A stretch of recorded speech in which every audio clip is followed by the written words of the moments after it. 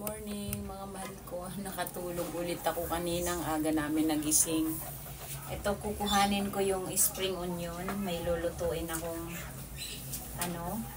tawag dyan, yung tofu with mushroom. Kasi nagbabantang Manila. May tinanim kasi akong white onion. Ayan po yun. Ayan, good morning mga mahal ko. Good morning po. Ayan, nag-boiling ako ng tofu at ang ating chicken fillet po. Ayun, may bok choy ako pang natira at saka yung ating spinach. Ihahalo ko na dito sa aking lulutuin ngayon. At mayroon akong onion leeks na slice na. Nagkuha ako doon, idinagdag ko lang. Ayan po. Kasi may tanim po ako at saka ayan mayroon akong yung mushroom na slice na. Ayan mayroon akong oyster at bawang, sibuyas. Ayan po at saka may rice water po. Ayan mga mahal ko, simulan na natin mag-isa. Isabay ko na tong ating sibuyas at ang ating bawang mga mahal ko. Gigisahin muna natin siya. At isusunod natin dyan ang ating chicken, pero paarumahin muna natin siya. Ayan, ihalo na natin ang ating chicken fillet mga mahal ko na pinakuluan ko na po yan. Lulutuin muna natin siya. Sobrang maaroma na ang ating bawang at sibuyas po. Ayan. Ayan mga mahal ko, maglagay na ako ng paminta. Ayan. At ilalagay ko na rin tong ating tofu na pinakuluan na rin po. Ayan.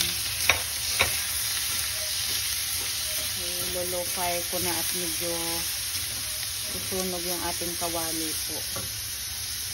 Baba ko lang itong ating plate. Ayan mga mahal ko. Medyo hininaan ko ang ating apoy.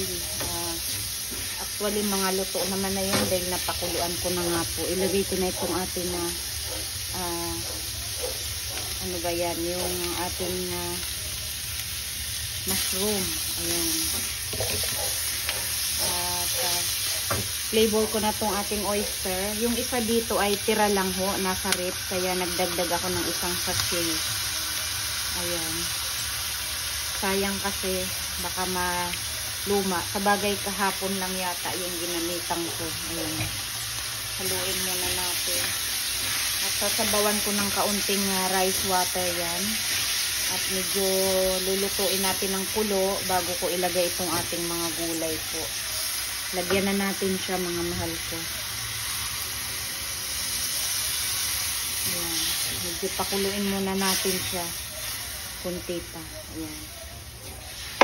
At ating tatakpan.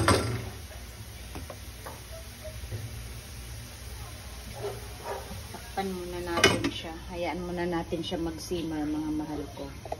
Ayan mga mahal ko. Maglagay lang tayo ng kaunting soy sauce just for color. Pero yung lasa niya ay tama na. Ayoko po ng maalat.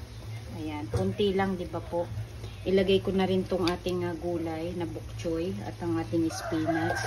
Actually, sabay na natin. Pati itong ating onion leeks. Ayan po. Dahil masarap yan. Ito ang aking food ngayon mga mahal ko. I-mix ko na lang ng ganyan. Ayan. Mayroon pa ako natirang 2 saging. Ayan na nilagang saba. For merienda na lang po yan. Medyo i-cover ko siya ng kaunti kasi para maluto yung ating gulay. Ayan, para ma-steam ba, ma-steam. Ayan po. At ready na rin ang aking rice. I-steamin ko lang ng bahagi ang ating gulay mga mahal ko.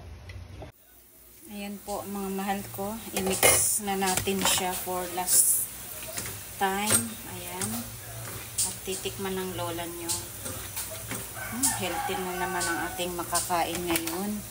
May tuyo ako pero ayoko magprito. Tikman ko lang muna to. Patingin, tikim. Ang sarap na, hindi siya maalat mga mahal ko. At ayoko pati ng maalat para pwede ko po siyang tapakin. Ayan. Kakain na tayo. Thank you so much sa inyo mga mahal ko. Doon na tayo sa table, lipat na po tayo. Nagbabattab pa po siya kaya sa wala dito sa video. So ngayon, tikman na natin tong ating napakasarap na tofu mushroom. Ayan mga mahal ko. At yun nga yung natirang gulay na bok choy, akin ang hinalo. Sayang kasi pati yung ating spinach. Ayan, may video po tayo niyan sa luto. Ang sarap. Ano lang po yun, yung oyster. Ang sarap at saka paminta na durog. Ayan mga mahal ko. I love you all. Kain tayo. God bless us everyone. Thank you so much po sa inyong panonood sa aking reels mga mahal ko at sa support and love. I love you all. God bless us all.